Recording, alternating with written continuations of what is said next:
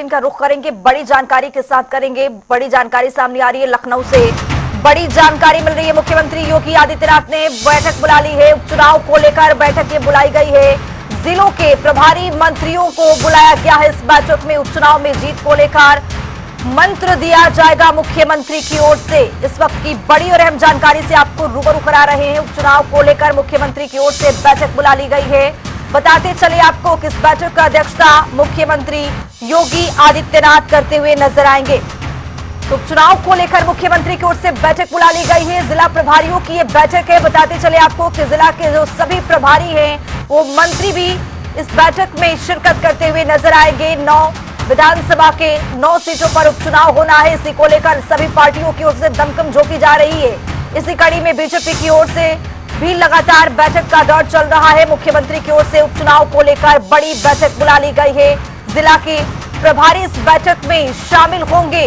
जीत को लेकर के इसमें मंत्र दिया जाएगा कि 9 सीटों को कैसे जीता जाए। ये बताते चले आपको कि मुख्यमंत्री योगी आदित्यनाथ के सामने एक अग्नि परीक्षा से ये जो उपचुनाव है वो कम नहीं है। तो 9 सीटों पर उपचुनाव होना है यूपी में, उसको लेकर तमाम राजनीतिक दल अपनी पूरी तैयारी में जुटे हुए हैं। और इसी कड़ी में मुख्यमंत्री की ओर से बैठक बुला ली गई है। इलेक्शन ब्रेकिंग में बड़ी और अहम जानकारी से आपको रूबरू करा रहे हैं।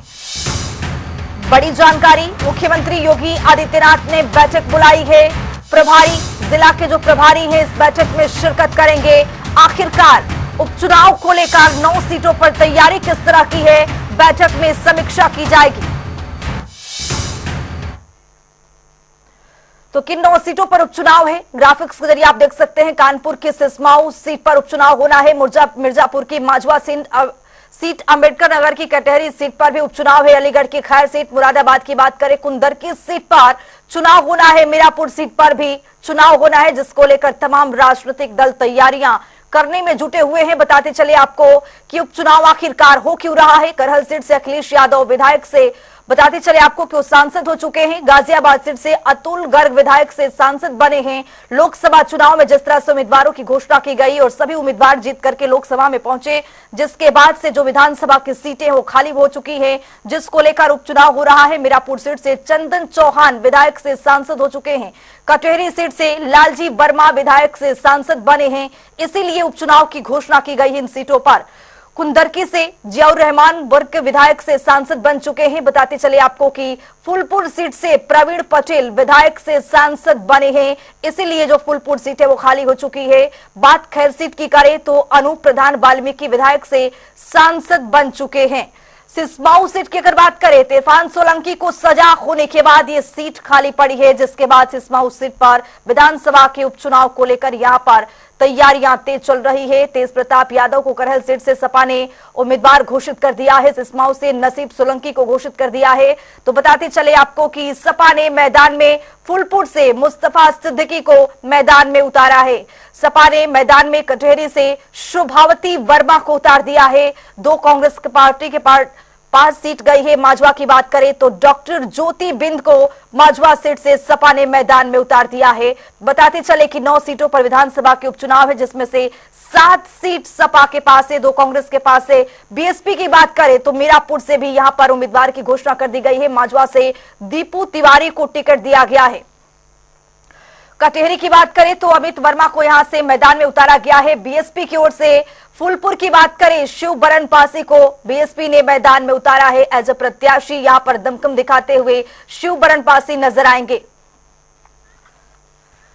इसी खबर पर ज्यादा जानकारी के साथ लखनऊ से हमारे सहयोगी टीएन मिश्रा जी जुड़ चुके हैं। टीएन मिश्रा जी, आज बैठक की अध्यक्षता मुख्यमंत्री करते हुए नजर आएंगे।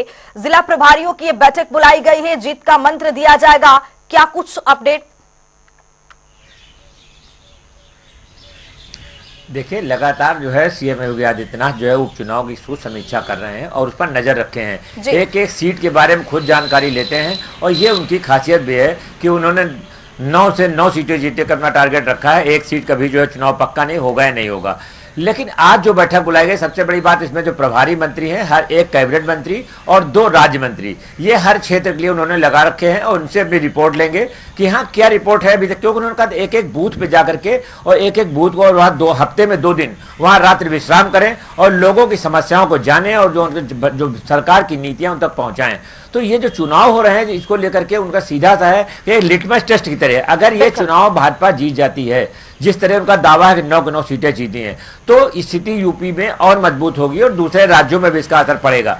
लेकिन अगर कहीं जो इंडिया गठबंधन जिस तरह लोकसभा चुनाव में जीता, तो उस तरह अगर उसके लोकसभा प्रदर्शन उसने कर दिया तो थोड़ी भाजपा की फजीयत हो सकती है।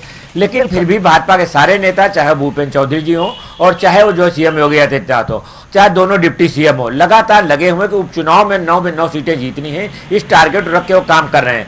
आज की बैठक में जहां तक बात है तो इस बैठक में इन्हीं सब मुद्दों को लेकर चर्चा होगी और बैठक टोटल उपचुनाव के मामले में केंद्रित होगी। और उसके बाद हो सकता है सीएम बहराइच का मामला भी है, देखिए इसके बाद बहराइच घटना के बाद पहली बैठक की शर्त हो रही है, तो उस पर भी चर्चा हो सकती है। लेकिन ये जरूर है कि इस चुनाव में वो एक एक सीट के बारे में फीडबैक लेंगे और सीएम जानते हैं कि अगर कहीं भी कोई यहाँ कमी रह गई तो सारा तोहमत उनके ऊपर लदेगी। तो इसलिए सीएम इस बार कोई रिस्क नहीं लेना चाहते हैं। उन्होंने जो मंत्री प्रभारी बनाए हैं और हर क्षेत्र में 3-3 मंत्री उतारे हैं, तो ये 27 मंत्री काम कर रहे हैं और उम्मीद की जा रही है 22 तारीख को सूची आ जाएगी भाजपा की। देखिए कांग्रेस की 2 सीटें आनी है और जो सपा के प्रत्याशी घोषित हो चुके हैं। तो इन स्थितियों में अब भाजपा के सामने दायित्व है कि जल्दी से जल्दी में प्रत्याशी घोषित करें ताकि लोगों में भ्रम दूर हो। तो ये भ्रम दूर करने के लिए भी काम सीएम योगी आदित्यनाथ करेंगे। 27 प्रत्याशियों की सूची केंद्रीय नेता को दे चुके हैं, उसमें से ही 9 प्रत्याशी चुने जाने हैं। तो ये प्रत्याशी जैसे चुन के आते हैं वैसे भाजपा सूची जारी कर देगी और आज चुनाव की पूरी केंद्रीय बैठक होगी। जी टीएन मिश्रा जी, जैसा कि आप जिक्र कर रहे थे कि बूथ लेवल पर भारतीय जनता पार्टी काम कर रही है, 28 तारीख को जिस तरह से उम्मीदवारों की घोषणा करने की बात कही जा रही है, जब इतनी अगर तैयारी है भारतीय जनता पार्टी की, उससे पहले तो सपा ने उम्मीदवार का ऐलान कर दिया, बीएसपी का कर दिया, तो क्या लगता है कि भारतीय जनता पार्टी इसमें जो देरी कर रही है, पहले से तैयारी थी ही नहीं? देखिए भारतीय जनता पार्टी इंतजार कर रही है कि दूसरे प्रत्याशी कौन आ रहे हैं, उस अनुसार अपने प्रत्याशी लाए कि उनसे टक्कर कौन ले सकेगा। देखिए दूसरी पार्टियों ने तो अपने प्रत्याशी घोषित कर दिया, कोई ज्यादा इसमें पड़े नहीं, लेकिन भारतीय जनता पार्टी इस बार चाहती है चारों तरफ ऐसा प्रत्याशी लाए जो जिता उम्मीदवार हो। एन केन प्रकार है वो चुनाव जीतना चाहती है, इसीलिए वो अपने प्रत्याशी घोषित नहीं कर रही है। जबकि सूची 1 हफ्ते पहले केंद्रीय नेतृत्व को मिल चुकी है, लेकिन केंद्रीय नेतृत्व तो इंतजार कर रहा है कि जो प्रत्याशी, जब विपक्ष के सारे प्रत्याशी घोषित हो जाए तो उनके मुकाबले के टक्कर का प्रत्याशी उतारे ताकि वो चुनाव जीत सके। जी खुशबू। टीएन मिश्रा जी, जिस तरह से देखा गया है कि चाहे लोकसभा का चुनाव हो या विधानसभा का चुनाव, इस तरह से बीजेपी पार्टी पहले ही अपनी लिस्ट को जारी कर देती है। कहा तो ये जाता है कि कांग्रेस पार्टी सपा की ओर से लिस्ट को लेकर के देरी हो जाती है लिस्ट जारी करने में, लेकिन इस विधानसभा के उपचुनाव में ये देखा जा रहा है कि काफी मंथन कर रही है बीजेपी।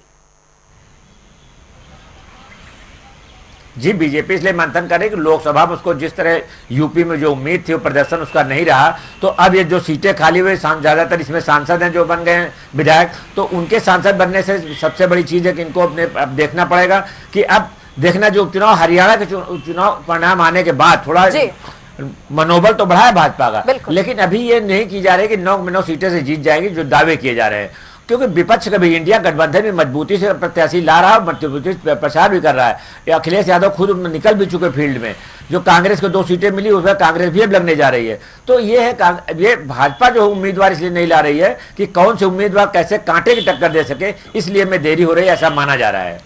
जी टीएन मिश्रा जी, एक चीज और जानना चाहेंगे कि जिस तरह से एनडीए की घटक दलों की बात करें, निषाद पार्टी की ओर से लगातार जिस तरह से 2 सीटों की डिमांड चल रहा था, मांग चल रहा था, आरएलडी को 1 सीट दे दी गई है, केंद्र में मंत्री भी 1 मिल गया है, जिससे जो घटक दल है उनमें क्या वो हतोत्साहित है या उनका मनोबल जस का तस है? देखिए ऊपर से तो घटक दल कह रहे हैं कि हम उनके साथ हैं सब कुछ, इसलिए अंदर से जरूर टूटे हुए हैं, क्योंकि उनको जो उम्मीद थी उसके अनुसार उनको नहीं समर्थन मिला और उनके उम्मीदवार अभी तक नहीं पता चला उनको 1 सीट मिल पाएगी। अब देखिए ओम प्रकाश राजभर का तो मामला पहले किनारे हो चुका, उनको कोई सीट मिलनी नहीं थी।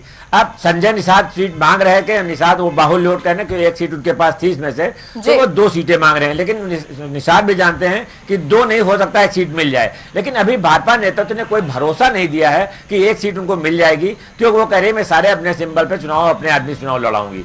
तो इससे पार्टी के सीधे से अगर एक आध दिन में नहीं होता है तो हो सकता है अंदर से मनमुटाव जरूर होगा और उसका चुनाव पर असर दिखाई देगा, क्योंकि ऊपर से तो नेता कह रहे हैं बस सब एकजुट हैं, हम साथ में लड़ रहे हैं, लेकिन वो अपनी पार्टी के अस्तित्व के लिए जरूर संघर्ष कर रहे हैं। चाहे संजय निषाद लगातार अपनी पार्टी के लिए संघर्ष करते नजर आते हैं। उनका दावा तो हरियाणा में भी उन्होंने किया कि हमने निषाद पार्टी के लोग लगा रखा था, हरियाणा में उसका बेनिफिट मिला। तो कह रहे हैं जैसे अगर हमारे इतने वोट हैं तो अगर हमको चुनाव में टिकट दिया गया, हमारी सीट लेने, तो हमारे पूरी जो है 9 सीट पर जो प्रत्याशी सबको जिताने लोग लगेंगे। तो ये संजय निषाद का दावा है। लेकिन अब देखिए भाजपा है, भाजपा कितना उनको समर्थन देती, क्योंकि देखिए आरएलडी को सीट देनी तुरंत घोषणा कर दी, लेकिन संजय निषाद के बारे में किसी ने कोई आश्वासन नहीं दिया है। और संजय निषाद अपनी तरफ से लगे हैं, चाहे केंद्रीय नेता से मिलना हो, चाहे स्टेट नेता से मिलना हो, लेकिन अभी इनको भरोसा नहीं मिला है। टिन मिश्रा जी, जिस तरह से देखा गया कि संजय निषाद जो थे वो लगातार मीडिया से रूबरू होते हुए ये कहते हुए नजर आ रहे थे कि 2 सीट चाहिए, लेकिन 1 सीट पर तो कतई वो समझौता करने को राजी है ही नहीं।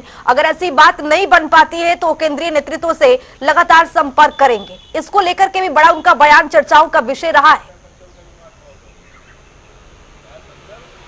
हाँ, ये सही बात है। देखो संजय निषाद ने खुद जनता टीवी से बात कही है और दूसरी मीडिया से बात छोड़ दी, जनता टीवी से उन्होंने क्लियर बात कही कि हम जो 2 सीटों के लिए जो है कोशिश कर रहे हैं। और उन्होंने जो लगातार दिल्ली नेतृत्व में परसों जो गए थे तो वो दिल्ली से नेता से बात की, लेकिन अभी उनको भरोसा नहीं मिला है कि उनको सीट मिलेगी। वो 2 सीट मांग रहे हैं, लेकिन 1 सीट की भी उम्मीद कम दिख रही है।